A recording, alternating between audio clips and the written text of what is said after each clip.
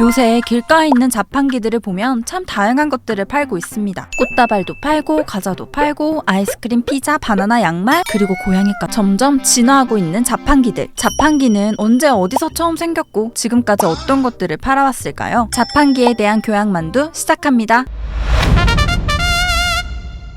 최초의 자판기는 종교와 관련이 있었는데요. 기원전 215년경 이집트 성전에는 물 자판기가 설치되어 있었습니다. 이 물은 마시는 용도가 아닌 예배 때 쓰이는 성수였죠. 자판기 안에는 지렛대가 설치되어 있었는데 이 지렛대 위에 동전을 올려놓으면 반대편 막대가 올라가면서 물구멍에 마개가 열려 성수가 흘러나오는 원리였죠. 지금 같은 상업용 자판기는 18세기 영국 런던에서 등장했습니다. 바로 담배 자판기와 엽서 자판기. 담배 자판기는 주로 여관 근처에 설치됐는데요. 참고로 이때 담배는 지금의 담배들과는 다르게 가루로 된 잎담배였습니다. 엽서 자판기는 기차역이나 우체국 근처에 있었는데 일요일에 상점들이 문을 다 닫았을 때 유용하게 쓰였다고 하네요. 그리고 이어서 책을 파는 자판기까지 등장. 여기까진 뭐 무난무난한 느낌이긴 한데 사실 이 안에 든 책들은 나라에서 판매 금지를 때렸던 책이었습니다. 영국에서 출판업에 종사 중이던 리처드 카릴리가 판매 금지된 책들만 모아 자판기에 넣어서 팔았던 거죠. 내가 직접 파는 것도 아니고 손님 의지로 돈을 넣어서 기계한테 사는 건데 괜찮지 않음? 이거 완전 대박템 아니? 응, 아니야, 너 체포. 하지만 대박의 꿈도 이루기 전에 카릴리는 정부한테 딱 걸려서 결국 감옥에 가고 말았죠. 사실 이때까지만 해도 자판기는 별 호응을 얻지 못했습니다. 자판기에 넣은 동전이 진짜인지 가짜인지 구분할 수 있는 기술이 없어서 위조 동전을 사용하는 사람들이 많았거든요. 점원이 없는 곳에서 물건을 산다는 것 자체가 낯설게 느껴지던 때라 소비자들은 그다지 자판기에 관심을 갖지 않았습니다. 그랬던 자판기가 본격적으로 인기를 얻게 된 건 먹을 걸 팔기 시작하면서부터입니다. 미국의 한 껌 회사가 뉴욕 철도역에 껌 자판기를 설치했는데 이게 대박을 터뜨렸죠. 그 뒤론 사탕이나 땅콩 같은 주전부리를 파는 자판기가 등장. 1900년대 초에는 컵에 담긴 탄산음료를 뽑아 먹거나 따끈따끈한 핫도그를 파는 자판기가 나왔고요. 심지어 동전을 넣어야 문이 열리는 화장실까지 생겼습니다. 24시간 내내 장소 관계없이 언제 어디서든 돈을 벌 수 있다는 그 매력 덕분인지 별걸 다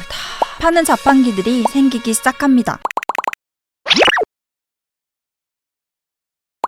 우리나라엔 1970년대쯤부터 서울 곳곳에 자판기가 설치됐습니다. 가장 먼저 생긴 자판기는 콘돔 자판기였는데요. 정부가 출산율을 낮추기 위한 정책을 펼치면서 가게 외의 곳에서도 콘돔을 쉽게 살 수 있도록 자판기를 만든 거죠. 지금처럼 음료 위주로 파는 자판기는 1977년에 등장했습니다. 지하철 1호선역 곳곳에 커피 자동 판매기가 설치됐고요. 이어 회사, 대학교 내에도 설치되면서 길다방이라는 신조어가 탄생합니다. 다들 자판기 근처에 모여서 별별 얘기를 다 나누다 보니 이런 애칭이 생겨난 거죠. 참고로 당시 하플에 설치된 자판기의 하루 판매량은 약 1000잔. 5년만 팔아도 건물 하나는 뚝딱 산다는 소문이 돌았고요. 자판기 한 대당 뽑을 수 있는 커피가 약 600잔 정도라 재료 리필을 해주는 관리자도 고용했다고 합니다. 지금은 자판기에 카드나 폰을 갖다 대면 쉽게 결제할 수 있지만 이보다 훨씬 전에는 동전이 있어야만 자판기를 이용할 수 있었는데요. 자판기가 생긴 지 얼마 안 됐을 땐 크기와 무게가 비슷하면 가짜 동전도 진짜처럼 인식하는 바람에 위조 동전을 집어넣는 양아치들이 있었습니다. 하지만 지금은 모양이 비슷하다고 해서 결제되는 일은 결코 생기지 않는다고 하네요. 자판기 내부가 전부 전자식으로 바뀌었기 때문에 투입되는 모든 동전의 모양을 구분할 줄 알고 심지어 그 동전을 이루고 있는 구리, 아연, 니켈 등의 요소까지 전부 파악한다고 하니 어디 동전 갖고 사기치기만 해봐 아주 그냥.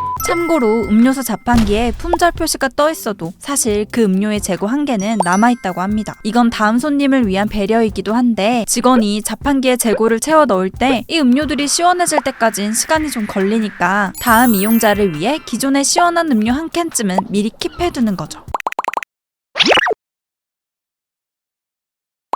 한강에 가면 무조건 라면 한 그릇은 끓여 먹는 게 국룰이죠. 최근엔 이 라면 자판기뿐만 아니라 마트를 옮겨놓은 수준인 자판기들이 많이 생겼습니다. 네컷 사진을 찍거나 인형 뽑기 기계도 큰 카테고리로 보면 자판기나 마찬가지죠. 참고로 일본은 자판기 투어를 돌아도 될 정도로 자판기 종류가 엄청 다양한데요. K-팝 붐의 영향으로 한국 반찬을 파는 자판기까지 있다고 합니다. 이거 완전 땡기는데? 우리 집 앞에 좀 생겼으면 좋겠다. 최근에는 키오스크와 결합한 자판기들도 생겼습니다. 생겼는데요. 아예 커피 제조도 직접 할 수 있게 되면서 직원 없이 키오스크만으로 영업하는 무인 카페들도 꽤 볼 수 있죠. 키오스크는 튀르키예어의 쾌슈크에서 유래했는데 원래는 집 옆에 딸린 작은 누각을 뜻하는 말이었습니다. 지금은 무인 단말기까지 통틀어 대부분을 키오스크라고 부르고 있죠.